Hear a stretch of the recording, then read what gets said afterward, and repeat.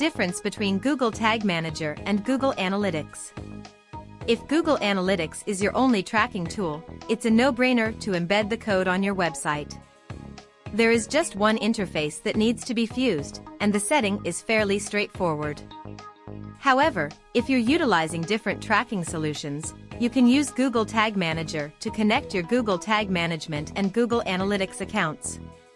The setup is time-consuming, but it gives you more advanced tracking choices and allows you to use several tools.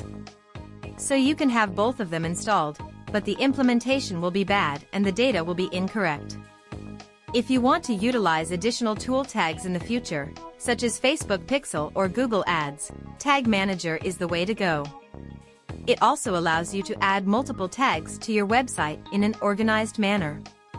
Learn more at https://my-learning-center.teachable.com.